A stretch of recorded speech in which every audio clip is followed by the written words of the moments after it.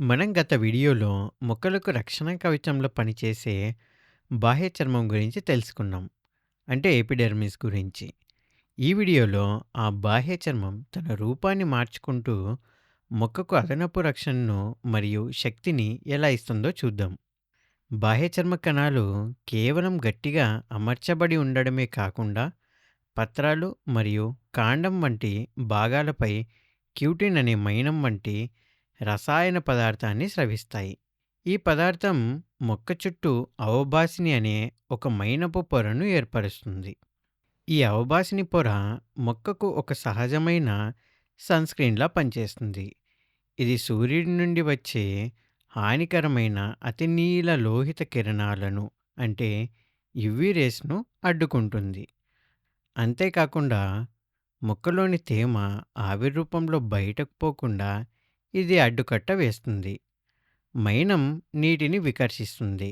కాబట్టి ఈ పొర ద్వారా నీరు అంత తేలిగ్గా బయటకు వెళ్ళలేదు. తద్వారా ఇది బాష్పోత్సేకం వేగాన్ని తగ్గించి మొక్కలో తేమను భద్రపరుస్తుంది. నీరు చాలా విలువైనదిగా ఉండే ఎడారి మొక్కల్లో మనం ఒక వింతను గమనించవచ్చు. ఈ మొక్కల్లో ఔబాసిని పొర సాధారణ మొక్కల కంటే చాలా మందంగా ఉంటుంది. ఈ పొర ఎంత మందంగా ఉంటే బాష్పోత్సేకం అంత తక్కువగా జరుగుతుంది. అంటే ట్రాన్స్పిరేషన్. స్క్రీన్ మీద కనిపిస్తున్న ఈ ఎడారి మొక్కల చిత్రాలను గమనిస్తే వాటిపైన ఉండే మెరిసే మైనపు పొర నీటి నష్టాన్ని ఎలా నిరోధిస్తుందో మీకు అర్థమవుతుంది. బాహ్య చర్మం కేవలం ఆకులపైనే కాకుండా వేర్లలో కూడా తన సృజనాత్మకను చూపిస్తుంది. వేర్ల వద్ద ఉండే బాహ్య చర్మ కణాలు పొడవైన వేర్ల వంటి నిర్మాణాలను ఏర్పరుస్తాయి. వీటినే మనం మూలకేశాలు అని పిలుస్తాము. అంటే రూట్ హెయిర్స్.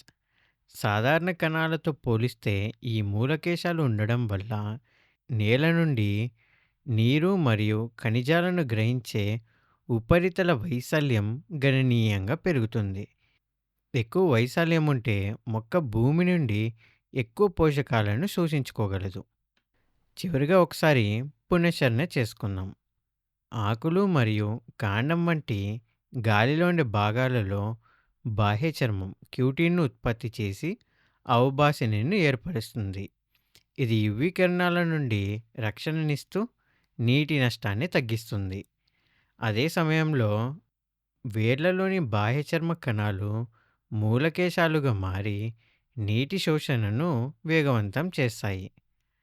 మొక్క తన మనుగడ కోసం బాహ్య చర్మాన్ని ఇలా విభిన్న పద్ధతుల్లో వాడుకోవడం నిజంగా అద్భుతం కదా!